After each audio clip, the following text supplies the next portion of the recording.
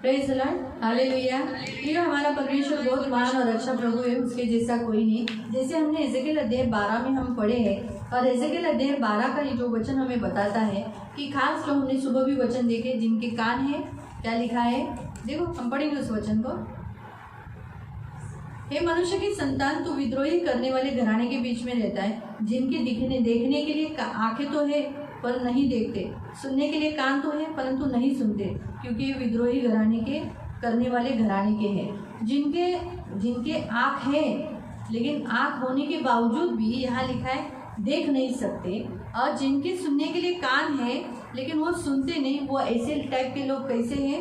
विद्रोही घराने के लोग हैं, विद्रोही करने वाले घराने, ऐसा लिखा है। अभी आँख होते हुए न देखना, मतलब सोचो अगर कचरा गिरा है, कचरा गिरने के बाद हम वहाँ आँख देखा है लेकिन हम उठाते नहीं, इसका मतलब हमने देखा लेकिन हमने काम नहीं किया, इसका मतलब हम अंधे, यानी हम विद्रोही घराने के। हमने सुना कि ऐसा ऐसा करो, एक कमांड आया, एक आदमी आई, लेकिन वो सुना नहीं, मतलब किया नहीं, तो इसका मतलब है उसने नहीं सुना। ऐसा ही देखो, सुनने के लिए कान तो है परंतु नहीं सुनते, इसका मतलब अगर मैंने सोचो एस्तर को बोला, एस्तर जाओ उठो ये काम करो, उसने सुना है ये बात, क्योंकि वो बहरी नहीं है, उसके लिए सुनने के लिए कान है, लेकिन वो करती नहीं है, इसका मतलब उसने नहीं सुना, कान होते हुए भी नहीं सुना। और इस्राएल के घराने के लोग ऐसे ही थे, वो हठी और विद्रोही। जब हमें किसी को विद्रोही बोलकर पहचानना, विद्रोही यानी बलवा करने वाला, हट्टी, जिद्दी, उसे कहते। तो देखने पर भी वो काम न करने वाला, सुनने पर भी वो काम न करने वाला विद्रोही घराने के लोग हैं। और इसीलिए ऐसा लिखा है कि ऐसे टाइप के लोगों को परमेश्वर ने क्या किया, ऐसे टाइप के इस्राएली लोगों को बंधुआई में लेकर गया। अक्सर हम भी, अगर ये परमेश्वर हमें आज के इस 12वें अध्याय से हमें भी सिखाता है कि अगर हम भी आँख रहते हुए हम देखते नहीं, कान रहते हुए हम सुनते नहीं, तो हम भी विद्रोही घराने के हैं, बलवा करने वाले लोग हैं, फिर हमें भी क्या होगा, हमें भी नुकसान होगा।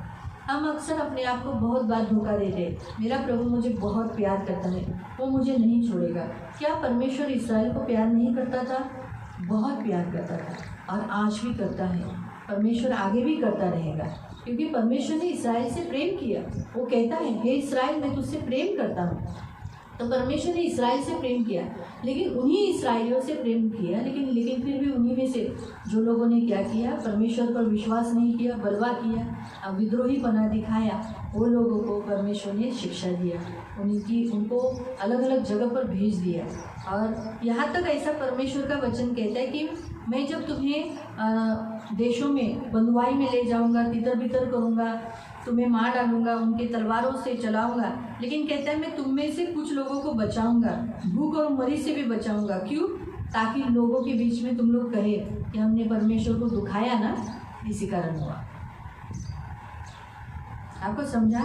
इसलिए प्रियो, परमेश्वर के वचन के अनुसार परमेश्वर हमें यहाँ सिखाता है कि ये एजेकिएल अध्याय के द्वारा हम बहुत केयरफुल रहना चाहिए, हम बहुत ख्याल से रहना चाहिए, हम परमेश्वर के अगेंस्ट में कुछ भी ऐसा काम नहीं करना चाहिए। जो परमेश्वर हमें अपनी आंखों से हमें कुछ दिखाता है तो हम देखना, हम करना, ये परमेश्वर का वचन है।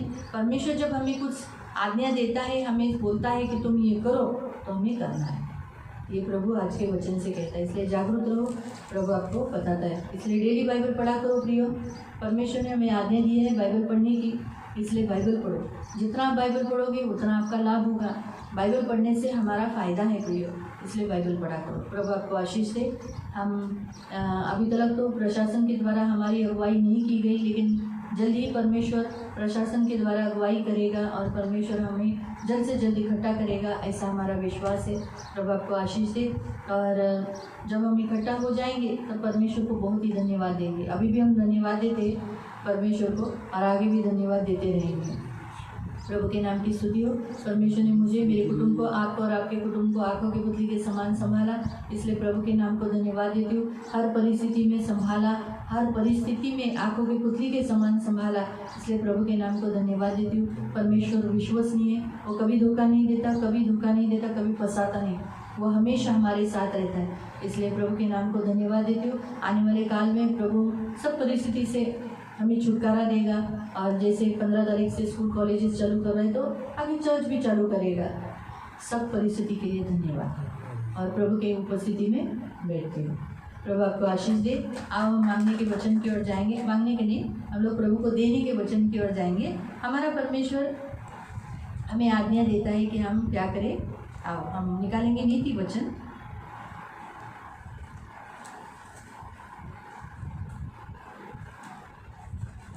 नीति वचन अध्याय 5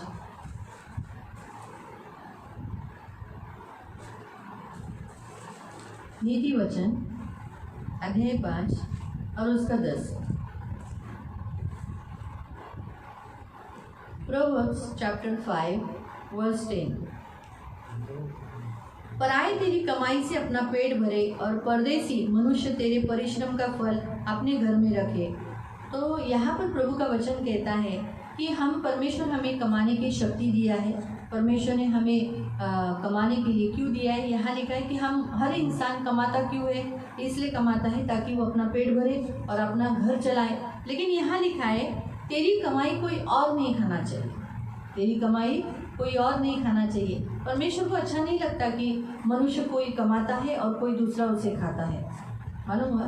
तो परमेश्वर की ये इच्छा है कि हम जो हमारे हाथों की जो कमाई है वो हम और हमारे घर को मिले। यही लिखा है, देखो, परदेशी मनुष्य तेरे परिश्रम का फल अपने घर में रखे। कोई दूसरे हम जो परिश्रम करते हैं उन परिश्रम का जो फल है वो उनके घर में रहेगा, ये अच्छा रहेगा क्या? नहीं ना। अभी उनका घर यानी हमारा शत्रु कौन है? पराया कौन है? शत्रु शैतान है। हमारा शत्रु और पराया जो घर है वो है शैतान। नरक हमारा घर है क्या? नहीं, नरक हमारा घर नहीं, वो हमारे लिए क्या है? पराया। वो हमारे लिए क्या है? पराया। शैतान के दूत हमारे शत्रु है, वो हमारे पराये हैं, हमारे नहीं है। परमेश्वर का घर हमारा घर है, परमेश्वर के लोग हमारे लोग हैं। मैं फिर से बताती हूँ, ध्यान से सुनो। यहाँ पर लिखा है पराये तेरी कमाई से अपना पेट भरे, परदेसी मनुष्य तेरे परिश्रम का फल अपने घर में रखे। इसलिए तेरी कमाई ऐसी जगह में नहीं जानी चाहिए। तेरी कमाई जो तू कमाता है किसी के दूसरे के घर संभालने के लिए नहीं। क्योंकि अगर आज के ज़माने में इस संसार में देखेंगे तो बहुतायत लोग क्या करते हैं, अपने घर को तो पैसा नहीं देते। मैं ऐसे भी कुछ लोगों को जानती हूँ जो कमाते हैं लेकिन अपने घर के लिए नहीं कमाते, वो दूसरों के घरों को चलाने के लिए कमाते। बोल, और अपनी बीवी को कहते हैं तुम कमाओ, तुम कमा के अपना घर चलाओ। तुम कमाती हो ना, तुम्हें मिलता है ना, तो तुम उस कमाई से अपने बीवी, अपने बच्चों को और अपना घर का रेशन भाड़ा तो नहीं, घर खुद का घर है, या फिर कोई भाड़े के घर पे तो बोलते भाड़ा भरो, घर पट्टी भरो, लाइट का बिल भरो, रेशन भरो, बच्चों का एजुकेशन का फी, स्कूल बुक से लेके सब कुछ तुम करो। फिर तुम क्यों कमाते हो? मैं कमाता हूँ, मैं दूसरों के लिए कमाता हूँ। ये अंधे हैं, ये परमेश्वर को नहीं जानते। यहाँ जो हम एक व्यक्ति के बारे में देख रहे हैं ना, इस पुरुष के बारे में, वो फंस गया है किसमें? जाल में, मोह जाल में फंस गया।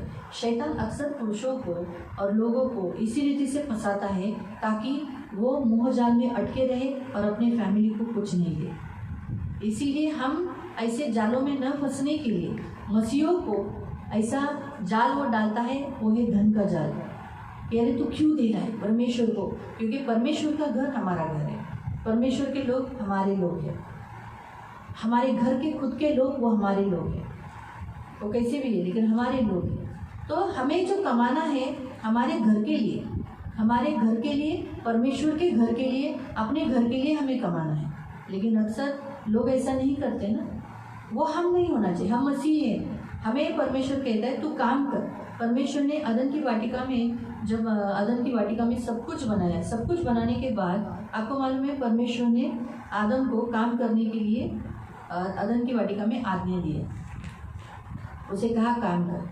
परमेश्वर चाहता है हर मनुष्य काम करे, और वो भी कहाँ पर? जहाँ अपने घर के लिए, अपना पेट चलाने के लिए, अपने घर के लोगों का पेट भरने के लिए, और अपने घर में जो मिलना चाहिए, होना चाहिए, उसके लिए हमें काम करना।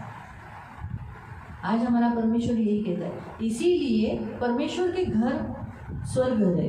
जो परमेश्वर कहाँ है? स्वर्ग में। ऐसा देखा गया तो परमेश्वर हर जगह है, वो सर्वव्यापी है, सर्वव्यापी, सर्वज्ञानी, सर्वसामर्थी। लेकिन हम अक्सर ऐसा कहते हैं हमारा परमेश्वर तो स्वर्ग में रहता है और हम पृथ्वी के वासी हैं। तो स्वर्ग हमारा घर है, तो हमारे घर में वहाँ पर पैसा जमा होना चाहिए, हमारा धन वहाँ जाना चाहिए, नरक के लिए, शैतान के कामों के लिए नहीं।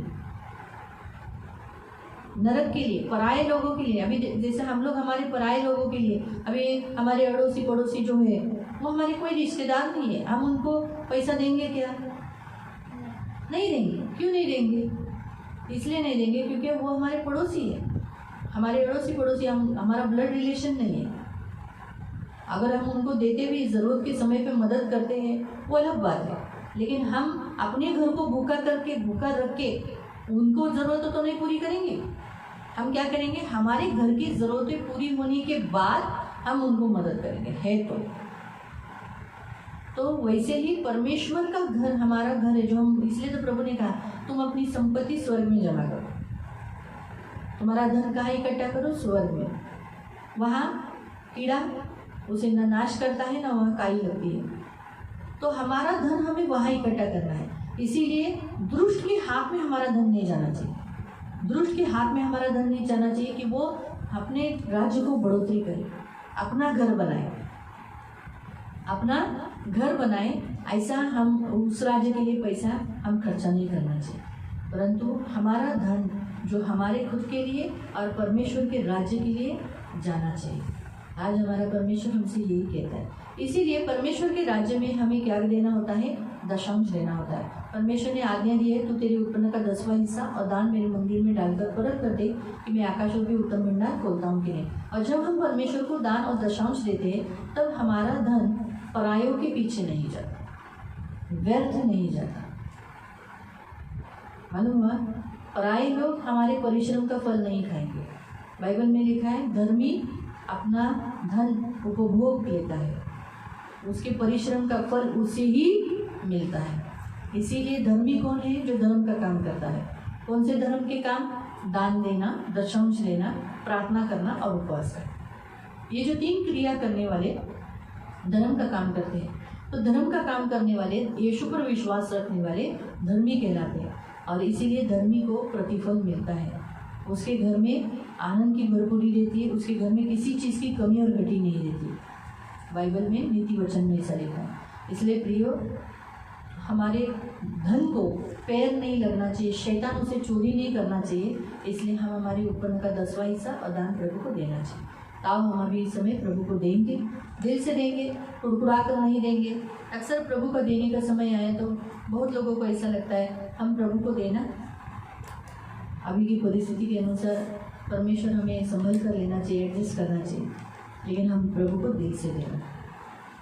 ताऊ हमारे हाथों में हम दान दशांश पकड़ेंगे और हम प्रार्थना करेंगे।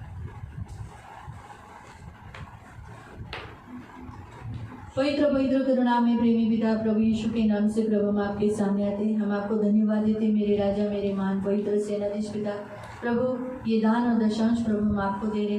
लेने से देना अच्छा है, देने से बढ़ता है। तो कभी किसी का कर्जदार नहीं रहता, परंतु दबा दबा कर, हिला हिला कर उभार तबार डालता है। इसलिए धन्यवाद देते। सबके हाथों को आशीषित करना प्रभु, बहुतायत देना प्रभु, किसी चीज़ की कमी और घटी होने नहीं देना प्रभु। ये मेरी विनती, ये मेरी प्रार्थना है प्रभु, दया रखना। धन्यवाद प्रभु। आगे का पूरा समय आपके हाथ में देते प्रभु यीशु के नाम से, आमीन।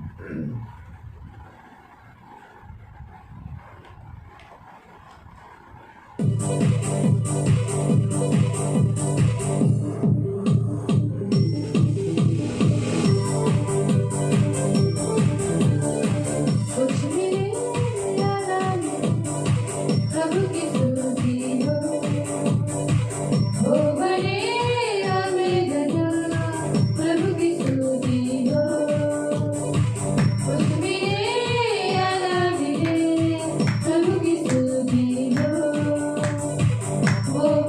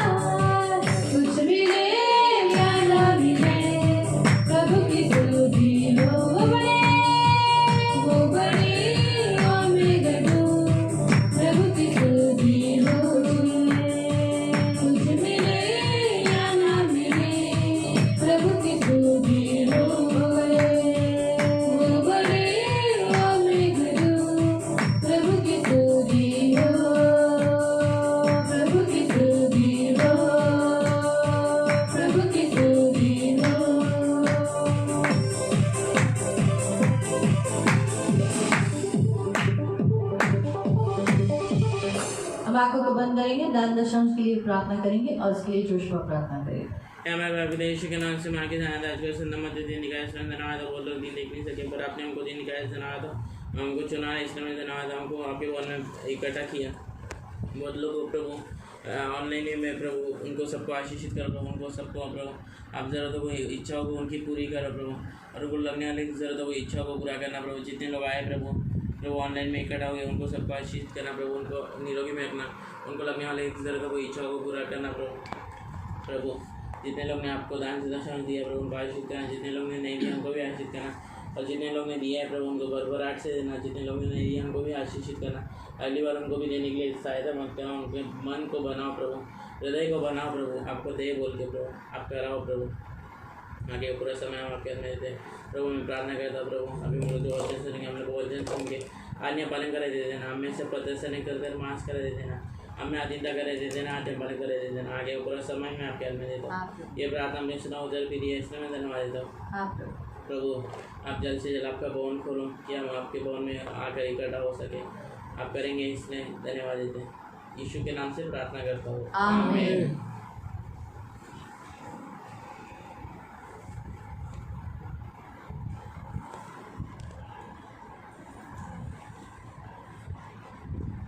Praise the Lord, hallelujah. Hallelujah. हमारा परमेश्वर अच्छा है, उसके जैसा कोई भी नहीं, ना कोई था ना कोई है और ना ही कोई होगा। प्रभु ने बड़ी ही दया और करुणा हम पर की और आज हमें प्रभु के पवित्र चरणों में लेकर आए। तो हम आज का वचन निकालेंगे, हम लोग निकालेंगे 2 तिमोथी अध्याय 4 उसका 18, 2 तिमोथी चैप्टर 4 वर्स 18, 2 तिमोथेचं पत्र अध्याय 4 त्याचा 18।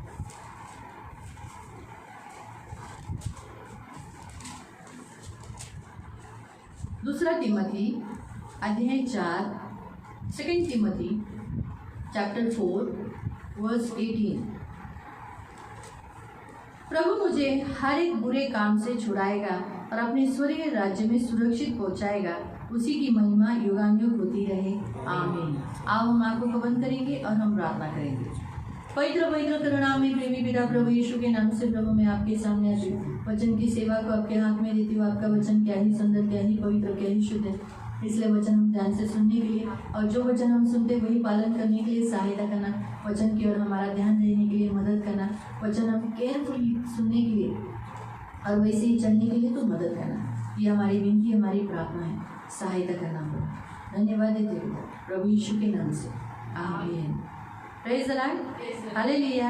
यहाँ पर हम देखते हैं कि पौलुस ने तिमोथी को पत्र लिखा है और दूसरी बार पत्र लिखा है। पहली बार भी पत्र लिखा था और अब दूसरी बार भी लिखा है, और उस दूसरी बार के लेटर में वो कहता है कि वो एक ऐसे बड़े संकट में पड़ा हुआ था कि उसमें ऐसा लगा कि सब लोगों ने उसे छोड़, और उस संकट में सब लोगों ने उसे छोड़ दिया था। उस परिस्थिति में यहाँ तक ऐसा लिखा है कि उसके प्रतिवाद के समय में किसी ने भी उसका साथ नहीं दिया था, सब उसको छोड़कर चले गए थे। लेकिन फिर भी वो क्या प्रार्थना करता है, भले मेरे संकट के समय पर भले मुझे किसी ने मदद नहीं की, कोई बात नहीं, लेकिन मेरा परमेश्वर मेरा सहायक रहा, उसने मुझे सामर्थ्य दी और मुझे क्या किया, सिंह के मुंह से, मैं सिंह के मुंह से छुड़ाया गया। यानी उसके जीवन में कैसी परिस्थिति आई थी जिसमें सिंह की ना, सिंह यानी हमारा परमेश्वर सिंह है, लेकिन यहाँ लिखा है एक इंसान जब जानवर के, सिंह एक जानवर है, उसके मुंह में अगर गिर गया तो क्या हो जाता है, फाड़ डालता है ना। वैसे ही मेरे जीवन में भी एक ऐसी परिस्थिति आई थी जिसमें मैं फाड़ जाने वाला था, नाश होने वाला था, लेकिन मेरे प्रभु ने मुझे बचा लिया। तो यहाँ लिखा है कि प्रभु मुझे हर एक बुरे काम से छुड़ाएगा और मुझे अपने स्वर्गीय राज्य में सुरक्षित पहुंचाएगा। तब उसने ये वचन कहा।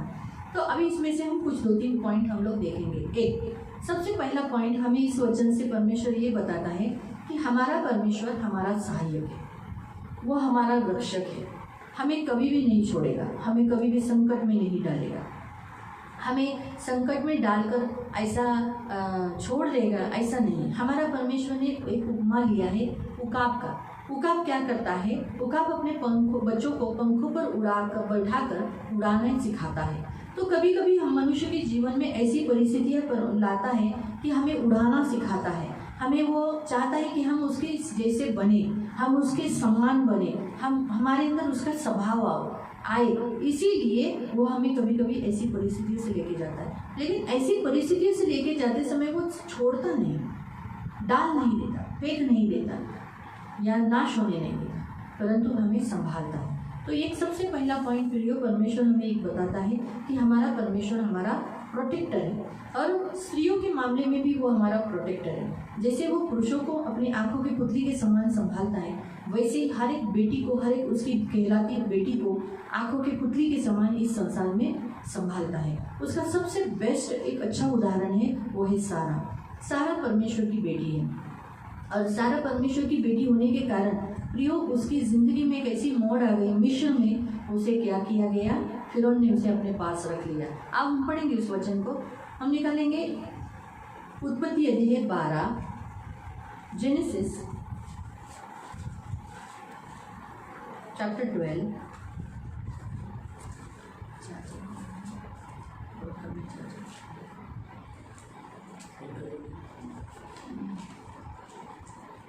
जेनेसिस चैप्टर 12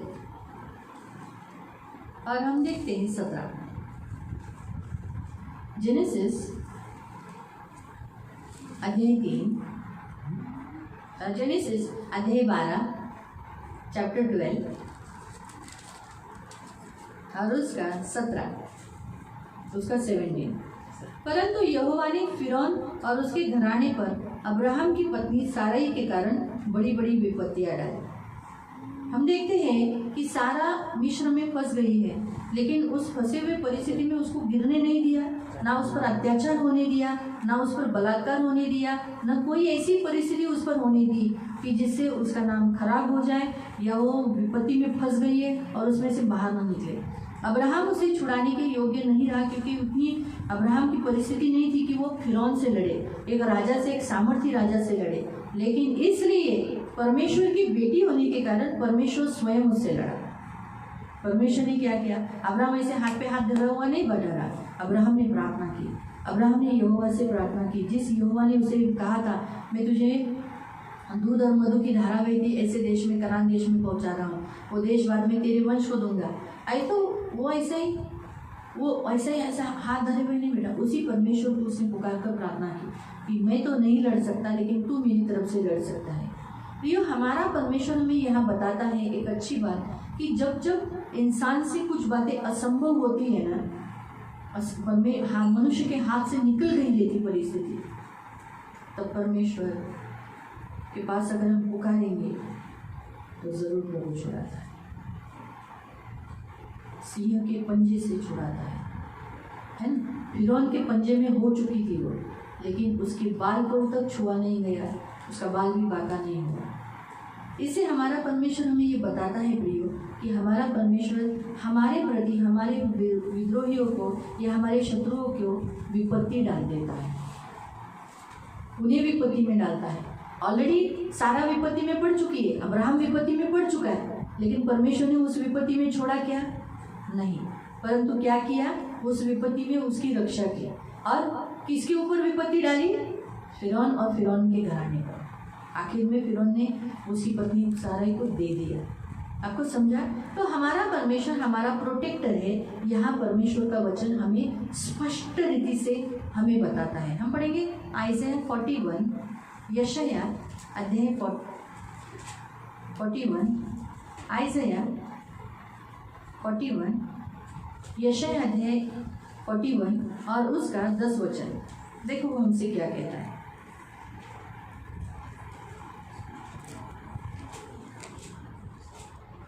यशाया निकालो, बहुत सुंदर वचन है वो। अध्याय 41,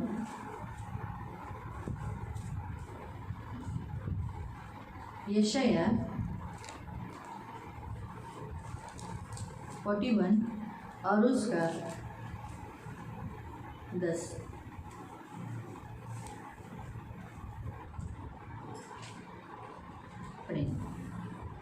मत डर, क्योंकि मैं तेरे संग हूँ, इधर उधर मत ताक, क्योंकि मैं तेरा परमेश्वर हूँ। मैं तुझे दृढ़ करूँगा, तेरी सहायता करूँगा और धर्म में दाहिने हाथ से मैं तुझे संभाले रहूँगा। क्या कहता है परमेश्वर? मत डर। तेरे ऊपर जब विपत्ति आती है, संकट आता है, कष्ट आता है, दुख आता है, दर्द आता है, तो मत डर, क्योंकि मैं तेरे संग हूँ, मैं तेरे संग हूँ। जब परमेश्वर ऐसा कहता है तो हमेशा विश्वास रखना। आपको मालूम है जब यीशु के शिष्य विपरीत, उनकी हवा जो विपरीत थी, उसमें से वो नाव लेके जा रहे थे और आंधी तूफान उस झील में आ चुकी थी, यीशु उनके लिए क्या किया? उनके संग है बताने के लिए उस झील पर वो चल के आया। मालूम है आपको? ऐसा है हमारा परमेश्वर, वो उस संकट की घड़ी में हमेशा हमारे साथ रहेगा। इधर उधर मत ताक। हम इंसानों से सहायता चाहते हैं, हमें ऐसा लगता है कि इसने हमें मदद करनी चाहिए, इसने हमें मदद करनी चाहिए, इसने हमें मदद करनी चाहिए, लेकिन परमेश्वर कहता है इधर उधर मत ताक, क्योंकि मैं तेरा परमेश्वर हूँ। बस मेरी और अपनी आंखें लगाना, मैं तुझे दृढ़ करूँगा, तेरी सहायता करूँगा। मतलब जिस संकट में तू है, जिस परिस्थिति में तू है, उसमें मैं तुझे बचाऊँगा और अपने धर्ममय दाहिने हाथ से मैं तुझे क्या करूँगा? संभाले रहूँगा। कोई दुष्ट तेरी हानि न करने पाएगा। मैं तुझे दुष्ट के हाथ से छुड़ाता रहूँगा, तेरी रक्षा करता रहूँगा, तेरे संग रहूँगा। मालूम है, हमारा परमेश्वर हमारा प्रोटेक्टर है। वो हमें कभी भी तकलीफ में जाने नहीं देगा, हमें संकट में पड़ने नहीं देगा। मैं ये नहीं कहती कि संकट नहीं आएंगे, अभी जब तक हमारे जीवन है तो हमें इसमें से पार होना ही है। और मैं कहती हूँ वो अच्छा है, क्यों मालूम? अगर हमारे जीवन में विपत्ति या संकट नहीं है ना, तो हम ठंडे हो जाते हैं और हम फिर प्रार्थना करना छोड़ देते हैं, सूर्य आराधना करना छोड़ देते हैं, हमारा जीवन आलसी बन जाता है और हम परमेश्वर से दूर हो जाते हैं। लेकिन एक के बाद एक संकट है तो हमारा प्रार्थना का जीवन बढ़ता है। आप खुद देखो ना, आपने प्रार्थना करना छोड़ा क्या?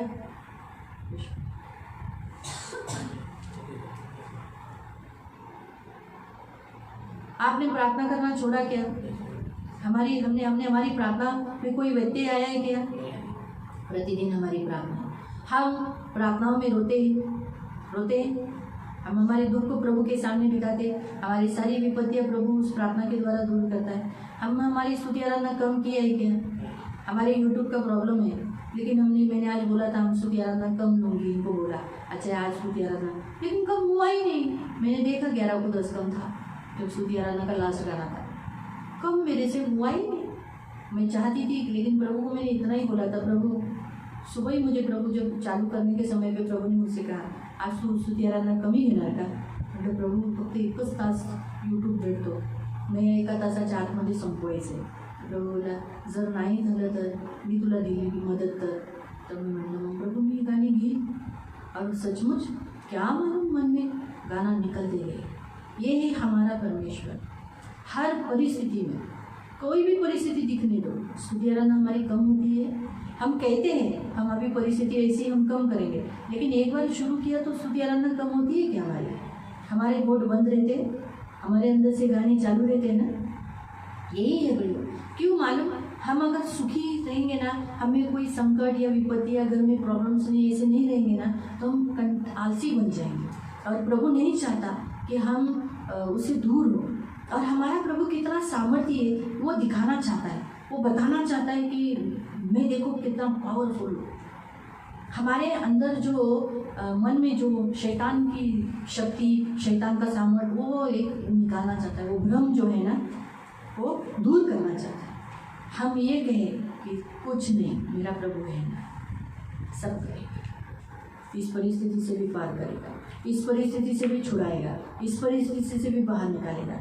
बस यही, इसीलिए परमेश्वर हमें इस बातों से लेके जाता है। आपको समझा? इसलिए हमारे जीवन में नाना प्रकार की परिस्थितियाँ आई तो विचलित मत हो जाओ। बस जैसे पौलुस कहता है ना कि मैं सिंह के मुंह से छुड़ाया गया हूँ, प्रभु मेरा सहायक रहा। हम अक्सर मनुष्य की सहायता चाहते हैं, हमें ऐसा लगता है इंसान हमें सहायता करे, इंसान हमें मदद करे, इंसान से हमें हेल्प हो जाए। लेकिन इंसान से भी, वो भी इंसान है, उनमें भी जैसे उदाहरण के तौर पर सारा को जब फिरौन के लोग लेके गए तो सारा को भी ऐसा लगा होगा कि मेरा पति लड़े और मुझे छुड़ाए। लेकिन अगर वो वहाँ लड़ता तो अब्राहम को मार दिया जाता, युद्ध होता, जख्म होता, तकलीफ होता। परमेश्वर से जब उन लोग या प्रार्थना किया, सारा ने भी प्रार्थना की, अब्राहम ने भी प्रार्थना की और उसका उत्तर मिला। मैं आपको एक बताना चाहती हूँ, परमेश्वर का आत्मा आपको ये बताना चाहता है जिस परमेश्वर पर आपने विश्वास किया है वो सहायक है आपका, वो आपका प्रोटेक्टर है, वो आपका रक्षक है, वो आपको कभी नहीं छोड़ेगा। और ख़ास करके आपकी विपत्ति के काल में तो वो बिल्कुल आपको नहीं छोड़ेगा, वो आपके साथ हमेशा रहेगा। और भले में इंसान नहीं रहे बोलकर आप, जैसे हम यहाँ जो पढ़ा ना कि पौलुस कहता है कि मेरे प्रतिवाद के समय पर सबने मुझे छोड़ दिया, कोई मेरे साथ नहीं था, लेकिन उसने बोला क्या कि ऐसा ऐसा होगा, उनका बुरा होगा, उन्होंने ऐसा किया, मैं इनके साथ ऐसा ऐसा काम अच्छा किया और इन्होंने मेरा ऐसा बोला बोला कि क्या बोला, प्रभु भला हो इनको लेखा देना न पड़े, इनको हिसाब देना न पड़े, प्रभु क्षमा करे। आपको समझा? आज हमारा परमेश्वर पहला पॉइंट हमें यहाँ बताता है कि परमेश्वर हमें क्या करता है, हमारी रक्षा करता है। हम पढ़ेंगे भजन संहिता, अभी यशा में ही है तो हम भजन संहिता निकालेंगे। भजन संहिता 118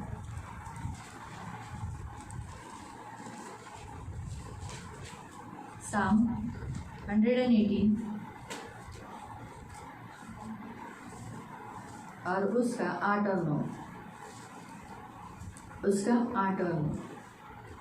यहोवा की शरण लेनी और मनुष्य पर भरोसा रखने से उत्तम है। यहोवा की शरण लेनी प्रधानों पर भी भरोसा रखने से उत्तम है। मैंने कहा ना, जब हमारे जीवन में जब कुछ ऐसी परिस्थिति आती है, यहाँ लिखा है यहोवा का शरण लेना, प्रार्थना का चुनाव करना वो सबसे बेस्ट है, मनुष्य पर भरोसा रखने से ज़्यादा अच्छा है। यहोवा अपने जीवन के काल में जब कोई भी परिस्थिति ऐसी आती है, जो प्रधान है, हाकिम है, जिनके पास बड़े अथॉरिटी है, पावर है, उनके ऊपर भरोसा रखने से बहुत अच्छा है प्रार्थना करना। क्यों? क्योंकि हमारा परमेश्वर जीवित है, इसलिए यीशु ने कहा मैं हूँ, मैं था नहीं कहा, क्या कहा? मैं हूँ। तो हम बस इसी वचन पर विश्वास रखकर हमें क्या करना है, हमें यहोवा की शरण लेना है। अब हम पढ़ेंगे दूसरा थेसलोनिका की पत्री अध्याय 3 उसका 3। सेकंड थेसलोनिका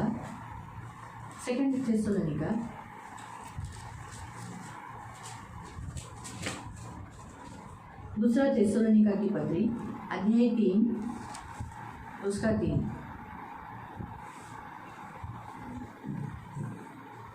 प्रभु सच्चा है, वह तुम्हें दृढ़ता से वह तुम्हें दृढ़ता से स्थिर करेगा और उस दुष्ट से सुरक्षित रखेगा। क्या लिखा है यहाँ? प्रभु सच्चा है।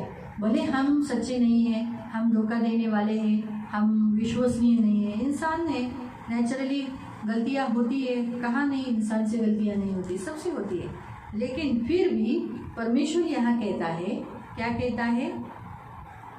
परमेश्वर सच्चा है, वो तुम्हें स्थिर करेगा और दुष्ट से बचाए रखेगा। क्या रखेगा? दुष्ट जो हमारे पीछे पड़ा हुआ है, हमें प्रभु से दूर करने के लिए, हमें नाना प्रकार के संकटों में डालने के लिए और नाश करने के लिए उससे बचाए रखेगा। वो हमें क्या करेगा? उसमें से बचाए रखेगा और हमेशा हमारी रक्षा करेगा। उसके लिए तो बाइबल में लिखा है, बाइबल में ऐसा वचन लिखा है, निर्गमन अध्याय 23 उसके 27वें वचन में लिखा है कि जितने लोगों के बीच में तू रहता है, मैं तेरा डर उनमें समा दूंगा। परमेश्वर हमारा डर लोगों में डालता है क्योंकि वो हमारा सहायक है। ये एक पहला पॉइंट है जो परमेश्वर आज हमें बताता है। अब आप दूसरे मुद्दे पे जाएंगे, जो हम 18 वचन पढ़ रहे थे, दूसरा तिमोथी की पत्री अध्याय 4 उसके 18वें वचन।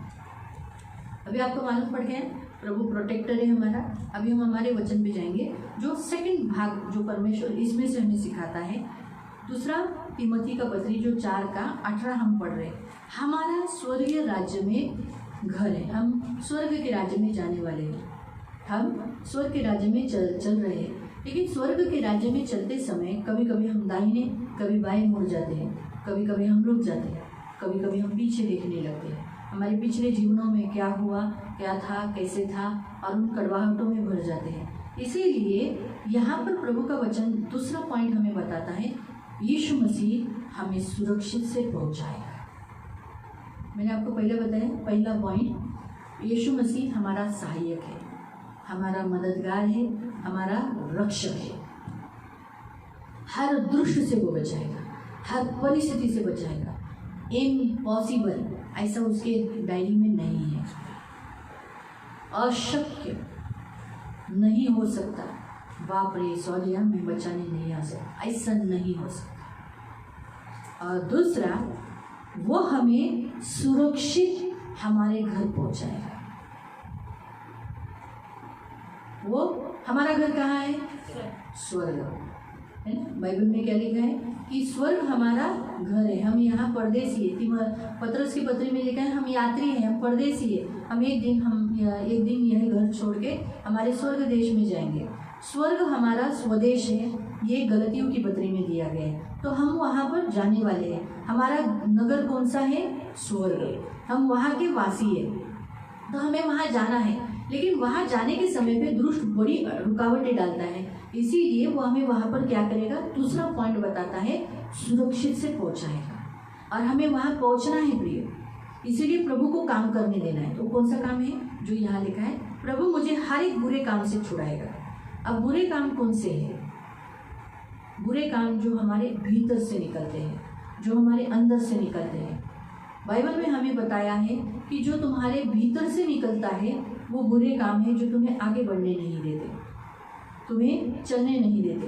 कि अगर आप पढ़ोगे मरकुस के 10:7 में लिखा है कि भीतर से जो हमारे अंदर से जो निकलती है ना, वो काम जब हम करते हैं वो हमें रोक देते हैं स्वर्ग के राज्य में जाने के लिए, यीशु के साथ चलने के लिए। हम पढ़ेंगे उस वचन को, मरकुस अध्याय 7, मार्क चैप्टर 7, मरकुस अध्याय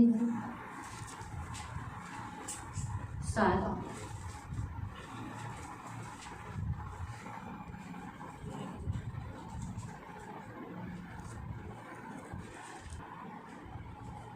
प्रेज़ द लॉर्ड, हालेलुया। हम यहाँ देखते हैं कि मरकुस अध्याय 7 वचन, मार्क चैप्टर 7 और उसके वचन में हम पढ़ेंगे 21 से। भीतर से अर्थात मनुष्य के मन से बुरे बुरे विचार, व्यभिचार, चोरी, हत्या, परस्त्री गमन, लोभ, दुष्टता, छल, लुचपन, कुदृष्टि, निंदा, अभिमान, मूर्खता निकलती है। ये है बुरे काम जो मनुष्य करता है। ये बुरे काम जो भीतर से निकलते हैं ना, और वो करता है इस शरीर के द्वारा, मन के द्वारा, अपने जीवन के द्वारा। कौन से बुरे बुरे विचार? अरे ये किसी के लिए भी बुरे विचार, खुद के लिए व्यभिचार, चोरी करना, हत्या करना, किसी पराई स्त्री के ऊपर नज़र डालना या उसके साथ रिलेशन रखना, लालच करना, दुष्टता यानी अपने भाई बहनों के साथ बुरा काम करना, उनके साथ अच्छा नहीं रहना, बुरा व्यवहार करना, छल यानी कभी कभी हम छल करते हैं ना, अपना अपना खा लेते हैं और दूसरों का भी खा लेते हैं, उसे कहते हैं छल। या फिर कोई अच्छा है तो उस अच्छे काम का भलाई हम क्या करते हैं, उसको से ज़्यादा करते हैं। तूने ऐसा किया, तूने ऐसा किया, और भी कर, ऐसा, इस रीति से उसको छल बोलते हैं।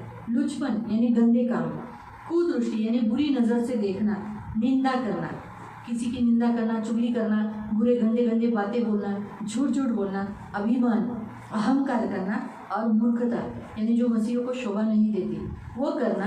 इसे ये काम जो होते हैं ना, ये बुरे बुरे काम से परमेश्वर छुड़ाएगा, ऐसा प्रभु का वचन है। ये काम हमें नहीं करना है, इन बुरे कामों से परमेश्वर छुड़ाता है, ऐसा लिखा है। हम में से बहुत आए लोग, हम निकालेंगे रोमियो की पत्री, रोमन्स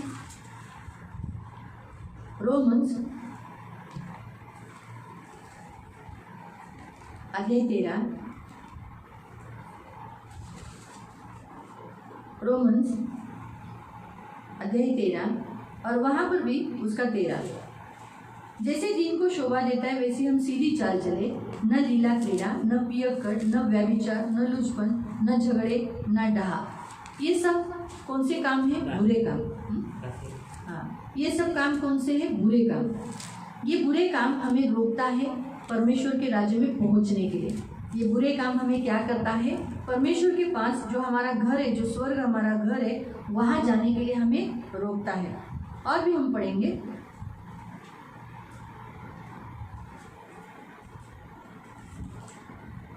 हम निकालेंगे रेवलेशन लास्ट अध्याय,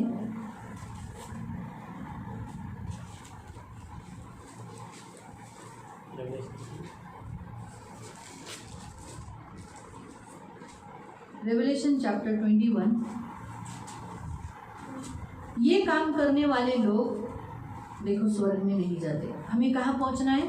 स्वर्ग के राज्य में, अपने घर में सुरक्षित पहुँचना है। अगर ये काम हम करते हैं तो प्रभु इसे भी छुड़ा सकता है, ऐसा लिखा है। उसका 8 डरपोक चैप्टर 21 वर्स 8।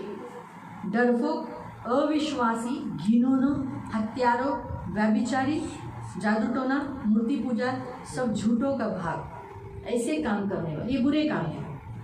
और भी 22 अध्याय में भी प्रभु का वचन कहता है,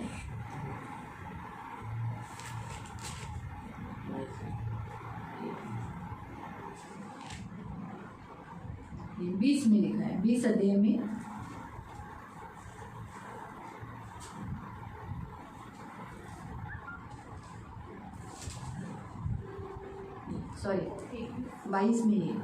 22 में और 15, 22 का 15। कुत्ते, जादू टोना, व्यभिचारी, हत्यारे, मूर्ति पूजक, हर एक झूठ का चाहने वाला और गढ़ने वाला बाहर रहेगा। हमें स्वर्ग के राज्य में पहुंचना है, और स्वर्ग के राज्य में पहुंचते समय हमारे शरीर में से ये बुरे काम निकलते हैं, और ये शरीर में से बुरे काम हमें हमारे घर पहुंचने के लिए रुकावटें दे सकती है।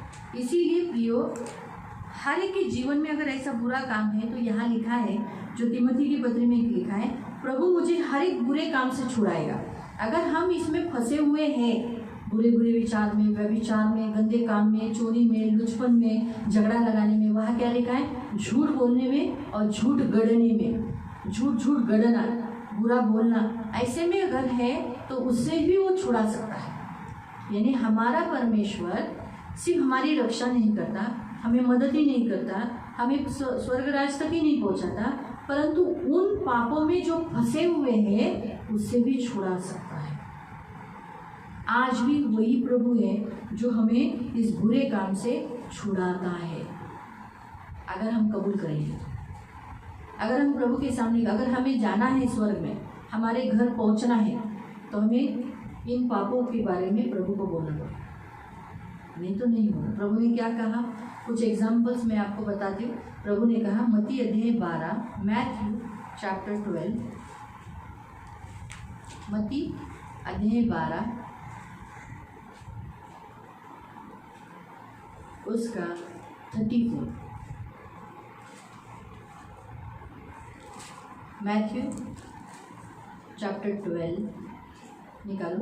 अभी हम अगर देखेंगे जो रेवलेशन का हमने पढ़ा कि हम मूर्ति पूजा तो नहीं करते, जादू टोना नहीं करते, है? हम जादू टोना करते हैं क्या? नहीं। हम मूर्ति पूजा करते हैं क्या? नहीं। हम जो वहाँ दिया गया था कि हम कुत्ते हैं क्या? पीछे हटे हुए? नहीं, हम पीछे नहीं हटे। जादू टोना नहीं करते, व्यभिचार भी नहीं कर रहे, मूर्ति पूजा भी नहीं कर रहे। तो वहाँ यहाँ कुछ एक एग्जाम्पल प्रभु यीशु ने बताया है। 12 का 34। हे सांप के बच्चों, तुम बुरे होकर कैसी अच्छी बातें कह सकते हो, क्योंकि जो मन में भरा है वही मुंह में आता है। अभी बुरा काम कौन सा है? यहाँ लिखा है, हे सांप के बच्चों। तो सांप का बच्चों के अंदर क्या है? सांप में क्या है? जहर। तो उसके बच्चों में क्या है? जहर। सांप के पास क्या है? जहर, डसना और मार डालना। प्रियो, इस बुरे काम से बचो। यहाँ क्या लिखा है? हे सांप के बच्चों, तुम बुरे होकर अच्छी बातें कैसे कह सकते हो? देखो, पढ़ेंगे 3 अध्याय, वही मत्ती का 3, मैथ्यू 3:7।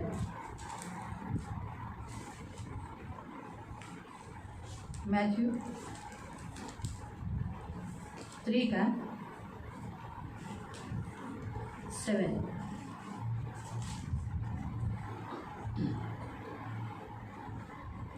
जब उसने फरीसी और सदूकियों को बपतिस्मा लेने के लिए अपने पास आते देखा तो कहा, हे सांप के बच्चों, तुम्हें किसने जता दिया कि आने वाले क्रोध से भागो?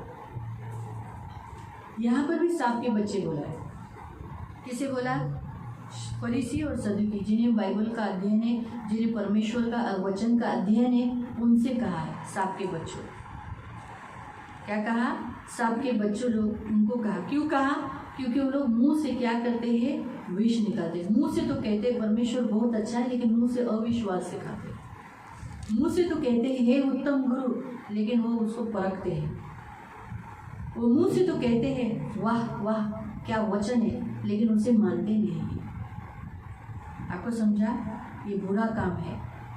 एक छोटा सा एग्जाम्पल आपको बताया जो हमें परमेश्वर इसमें से छुड़ा सकता है, इसमें से हमें बचा सकता है। आपको मालूम है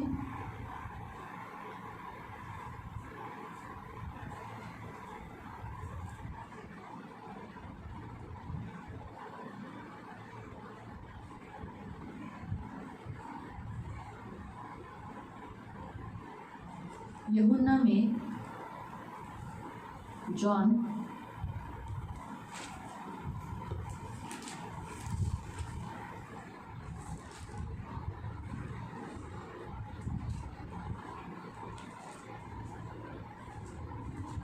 अध्याय 8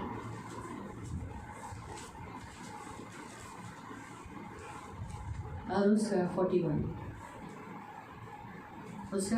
से 8 का 41। तुम अपने पिता के समान काम करते हो। उन्होंने उससे कहा हम व्यभिचार से नहीं जन्मे, हमारा पिता एक है परमेश्वर। यीशु ने कहा यदि तुम्हारा परमेश्वर पिता होता तो तुम मुझसे प्रेम करते, क्योंकि मैं परमेश्वर की ओर से आया हूँ, मैं आपसे नहीं आया, उसने मुझे भेजा है। तुम मेरी बातें क्यों नहीं समझते? इसलिए क्योंकि तुम मेरा वचन सुन नहीं सकते। ध्यान से 41। तुम अपने पिता शैतान से हो, अपने पिता की लालसाओं को पूरा करना चाहते हो। वह तो आरंभ से हत्यारा है, सत्य पर स्थिर नहीं रहा, क्योंकि सत्य उसमें है ही नहीं। जब वह झूठ बोलता है तो अपने स्वभाव से झूठ बोलता है, क्योंकि वह झूठा वरन झूठ का पिता है। ये दूसरा एग्जाम्पल जो परमेश्वर ने बताया। एक जो मुंह से जहर उगलवाते हैं, किसी को नाश करते हैं, गलत काम करते हैं, ऐसे बुरे काम से भी परमेश्वर छुड़ा सकता है। अगर हमने अपने बुरे जहर निकालने वाले ज़बान को, इस मुंह को अगर हमने प्रभु के सामने कन्फेशन नहीं किया तो याद रखो रास्ता चेंज हो जाएगा, बदल देगा। प्रभु हमारा सहायक है। प्रभु नहीं चाहता कि हम नरक जाए, प्रभु चाहता है कि हम स्वर्ग जाए। आपने स्वर्ग देखा है? मैंने स्वर्ग देखा है? नहीं। हमें कैसे जाना है मालूम है? नहीं। हमें लेके जाएगा कौन? प्रभु। तो प्रभु को अगर हम खुश करेंगे तो प्रभु से पहले हमें क्या करना पड़ेगा? जो गलतियाँ, जो बुरे काम हमारे अंदर हैं, उन बुरे कामों को हम प्रभु के सामने कन्फेशन कर कर बोलना पड़ेगा कि प्रभु मुझे इसमें से छुड़ा, प्रभु इसमें से मुझे बचा। तब प्रभु बचाएगा।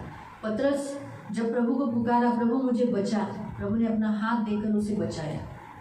तो अगर हम भी प्रभु से प्रार्थना करेंगे पतरस की नहीं प्रभु मुझे बचा, तो प्रभु क्यों नहीं बचाएगा? यहाँ हम देखते हैं कि यीशु मसीह ने कहा कि जो व्यक्ति शैतान के जैसा काम करते हैं वो स्वर्ग के राज्य में नहीं जाएंगे। पिता शैतान से जो होते हैं वो अपनी लालसा, मुझे क्या करना है, मेरी मर्जी क्या है, वो बुरा काम है। फिर हत्या करना, हम हत्या करते हैं या सिर नहीं लेते, झूठ बोलते हैं, तो इसका मतलब है हम बुरे काम करते हैं और हमें इस बुरे काम से छुड़ाने वाला हमारा प्रभु है। मालूम हुआ? वापस हम हमारी तिमोथी की पत्री में जाएंगे।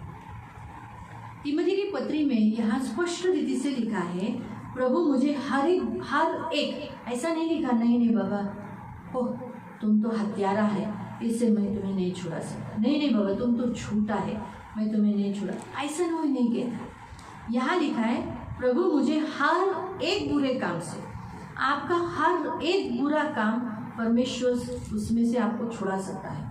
इतनी शक्ति और इतना सामर्थ्य यीशु मसीह में है कि आपको हर एक बुरे काम से छुड़ा सकता है और आपको स्वर्ग के राज्य में सुरक्षित पहुंचाएगा। अगर आपको सुरक्षित परमेश्वर के राज्य में पहुंचना है तो आपको पहला क्या करना पड़ेगा? सबसे पहला काम आपके अंदर एक कौन से बुरे काम है उसको चेक करना पड़ेगा। आप ऐसे कौन से, अगर आप अपना ऐसा बोलोगे अरे मैं तो क्या करेगा, मेरी मजबूरी है, मुझे झूठ बोलना पड़ेगा, झूठ नहीं बोलेगा तो कैसा चलेगा, झूठ तो मुझे बोलना पड़ेगा, थोड़ा बहुत छोटा मोटा झूठ बोलता हूँ ना, तो फिर आप अगर ऐसे पाप को दबाओगे छुपाओगे तो कैसे छुड़ाएगा? पतरस जब पानी में गिरा, पानी में डूबने लगा तो वो बोलेगा प्रभु मुझे तो तैरने आता है, ऐसा नहीं है कि मैं अच्छा तैर सकता हूँ, मैं तो एक अच्छा मछुआरा हूँ, लेकिन क्या करेगा, अभी आंधी तूफान है ना, इसलिए आप एक काम करो, मुझे बचा दो। ऐसे नहीं, उसने ऐसा नहीं कहा। उसने कहा प्रभु मुझे बचा। हम भी वही करना है कि हम अगर हम हमारी सही कन्फेशन, प्रभु मेरे जीवन में ये पाप है, नहीं प्रभु ये ऐसा करता है इसलिए मेरे साथ ऐसा होता है, ऐसा नहीं बोलो। हाँ मेरे अंदर ये पाप है, मेरे अंदर ये गलती है, प्रभु इस बुरे काम से मुझे छोड़ा, क्योंकि बुरे काम करने वाला स्वर्ग में नहीं जाएगा कोई। हमारा परमेश्वर कोई बुरा काम किया है तो फिर बुरे लोगों को कैसे, बुरा काम करने वाले को वहाँ लेगा क्या? मैं परमेश्वर पापियों से प्यार करता है लेकिन पाप से घृणा करता है। परमेश्वर पापी लोगों को मन फिराव के लिए अवसर देता है, समय देता है, टाइम देता है और उन्हें मदद भी करता है कि ताकि मुझसे वो परिवर्तन हो जाए और चेंज हो जाए।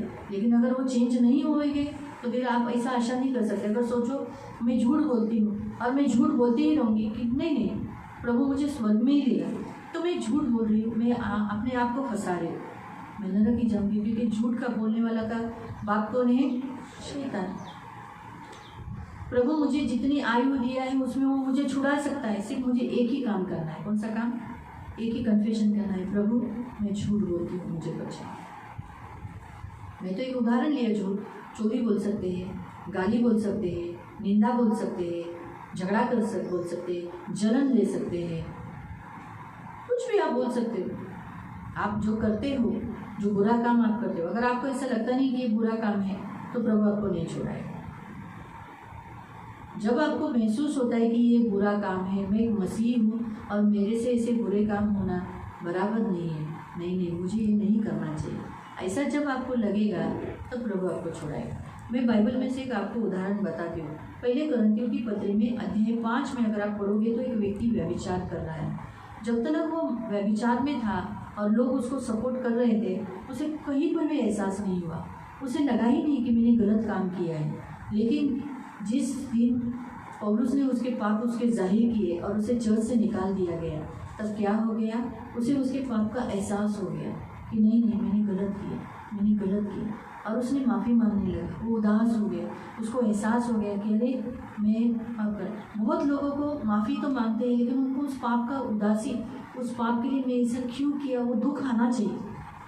बाइबल में दूसरे कुरिन्थियों की पत्री में ये पौलुस कहता है कि वो उदास में कहीं निराश न हो जाए, कहीं शैतान को उसके ऊपर दाव चलने को न मौका मिले, क्योंकि वो इतना उदास हो चुका था कि उसे एहसास हो रहा था कि मैंने कितना गंदा काम किया था और मसीह लोग भी मुझसे बात नहीं कर रहे, मुझे चर्च से भी निकाल दिया, कितना गलत काम है। और उसको एहसास, दुखी होने लगा, उदास में रहने लगा और इसीलिए परमेश्वर ने उसको उसमें से छुड़ा दिया। देखो, जब उसने कन्फेशन किया कि हाँ मैं गलत कर रहा हूँ, तब उस पाप से वो छुटकारा पाया, उस व्यभिचार से मुक्ति पाए।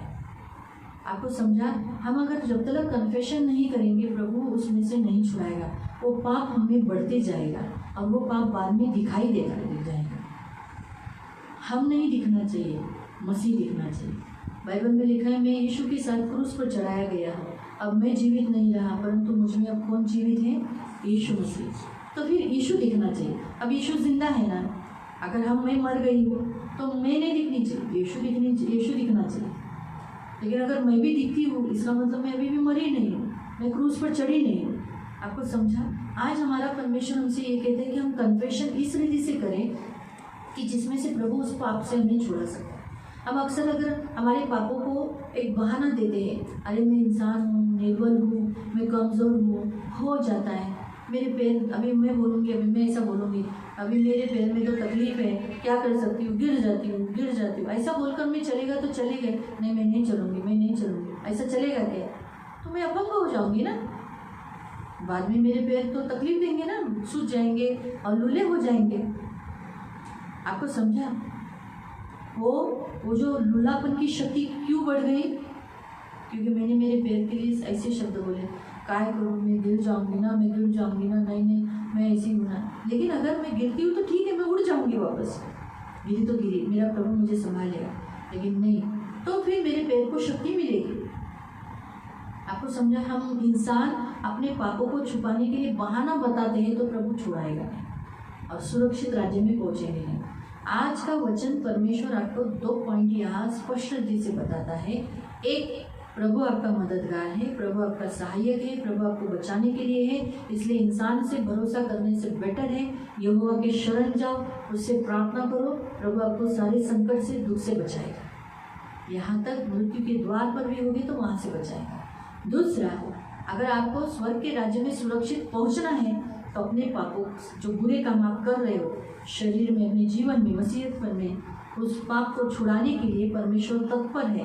लेकिन जब आप बोलोगे, कन्फेशन करोगे तो वो आपको छुड़ाएगा। इसीलिए प्रभु मुझे हर एक बुरे काम से छुड़ाएगा, शैतानी एक एक अटैक से मुझे बचाएगा और मेरे अंदर से भी जो बुरे काम होते हैं उससे भी मुझे छुड़ाएगा और अपने स्वर्ग के राज्य में सुरक्षित पहुंचाएगा। ये हमारा प्रभु। इसलिए प्रियो, हमें अपने स्वर्ग के राज्य में सुरक्षित पहुंचने के लिए अपने एक एक बुरे काम को कन्फेशन करना है, प्रभु के सामने कबूल करना है कि हाँ प्रभु, मैं ऐसी हूँ, मैं ऐसा हूँ, मेरे से ऐसा होता है, प्रभु मुझे माफ़ करो, मुझे छुड़ाओ प्रभु। जब तक आप बोलोगे नहीं, अगर मैं एक ऐसे व्यक्ति को भी जानती हूँ, चर्च में स्त्री है, वो कहती है मैं आगे ये पाप छोड़ने वाली हूँ, अभी तो मेरी परिस्थिति ऐसी है इसलिए मैं ऐसा करती हूँ, आगे मैं छोड़ ही दूँगी। लेकिन आगे मैं छोड़ दूँगी, लेकिन प्रभु से वो प्रार्थना नहीं करती कि मुझे इस बंधन में मैं जकड़ी हूँ, मुझे इसमें से छुड़ा। अगर वो बोलेगी तो छुड़ाएगा ना। अभी मेरी परिस्थिति ऐसी है मेरे घर की तो मुझे ऐसा करना पड़ता है, ऐसा वो बोलती है, लेकिन वो बहाना नहीं चलेगा ना। हमें ऐसा बोलना पड़ेगा, हाँ प्रभु ये गलत है, मुझे ये करना शोभा नहीं देता, मुझे छुड़ाओ, इसमें से बाहर निकालो। और आप छुड़ाने के लिए सामर्थ्य हो। आज का वचन हमें यही बताता है। प्रियो, हमें स्वर्ग के राज्य में जाना है। हमने गीत गाए स्टार्टिंग में, कौन से गीत गाए कि मैं स्वर्ग के राज्य में जाने वाला हूँ, हम एक उत्तम देश में जाने वाले लोग हैं, नीले आसमान के पार हम जाने वाले लोग हैं, नीले आसमान के पार जहाँ मेरा यीशु रहता है। और अगर आपको प्रभु के साथ वहाँ पहुँचना है तो आपको बुरे काम से छुड़ाने वाले यीशु से प्रार्थना करना है, यहोवा की शरण लेना है। जैसे अब्राहम ने और सारा ने शरण ली, जैसे दावीद ने शरण ली, अय्यूब ने यहोवा से शरण ली, उन्होंने उसके दुख की घड़ी में उसने यहोवा को पुकारा, इसलिए प्रभु ने उसके सारे दुख को दूर कर कर उसे 2 गुना आशीष दिए। आज हमारा प्रभु हमसे यही कहता है, हमें यहोवा को पुकारना है, हमारे प्रभु को पुकारना है, हम प्रभु से कहना है तो प्रभु हमें ज़रूर छुड़ाएगा। हमें ताऊ, अगर आपको ऐसा लगता है कि आपके अंदर बुरे काम होते हैं तो क्या करना है? हाँ, प्रभु से कहकर कन्फेशन कर कर बोलना है, मुझे इसमें से बाहर आओ। हम आंखों को बंद, हम सब लोग आंखों को बंद करेंगे और आप जिस बुरे काम करते हो, रात के काम करते हो, शरीर के काम करते हो, बुरे काम लुचपन करते हो, अभी भी कोई गंदा काम करते हो, बुरे काम जो प्रभु को नहीं अच्छा लगता, उसके लिए प्रभु से माफ़ी मांगो। प्रभु को बोलो, मुझे इसमें से छुड़ा।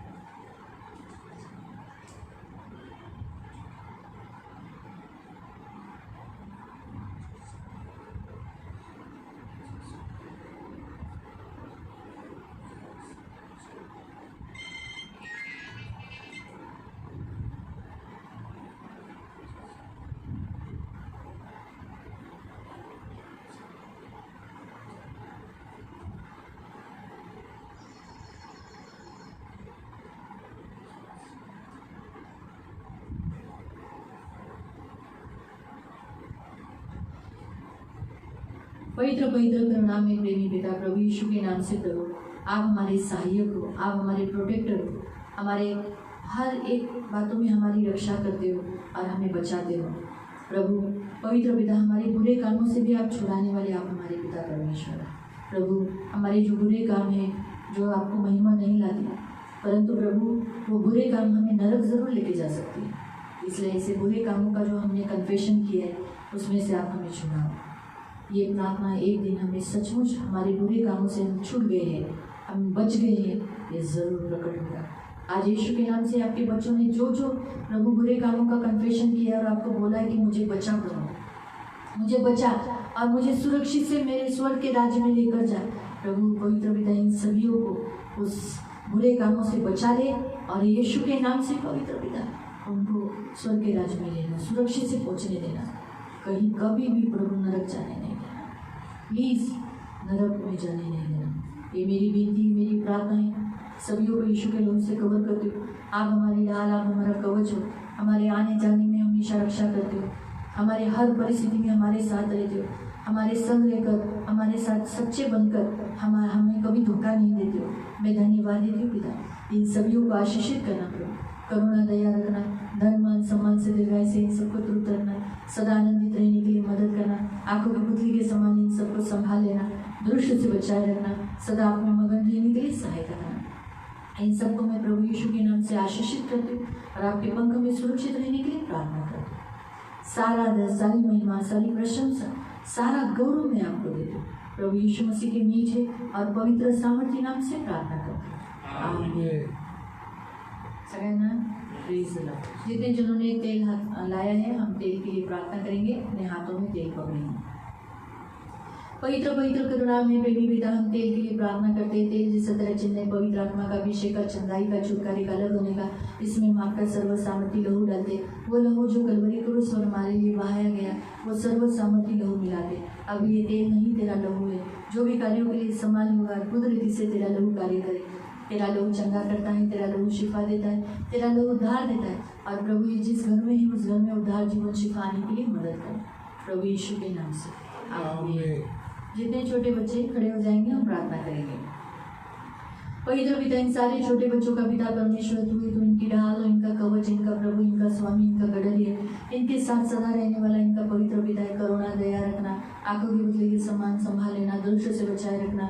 प्रभु पवित्र पिता, गंदे वासना वाले लोगों से, बलात्कारी लोगों से प्रभु हमेशा सुरक्षा देना, बचाए रखना। प्रभु पवित्र पिता, तू इन बच्चों की ढाल और कवच है। इन बच्चों के कारण प्रभु पवित्र पिता उनके माता पिता को आशीषित करना प्रभु यीशु के नाम से, आमीन।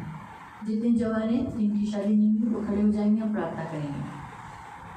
पवित्र पिता, इन सारे जवानों को आपके हाथों में देती हूँ। जवानी की अभिलाषा से दूर रखना, आधीनता का हृदय देना, अहंकार घमंड दूर कर नम्रता दीनता धारण करते हुए आपके पवित्र चरणों में प्रभु जीवन व्यतीत करने के लिए सहायता करना, आशीष देना। प्रभु इन सब को प्रभु जवानों को मैं आपके पंख में सुरक्षित रहने के लिए प्रार्थना करती हूँ प्रभु यीशु के नाम से, आमीन।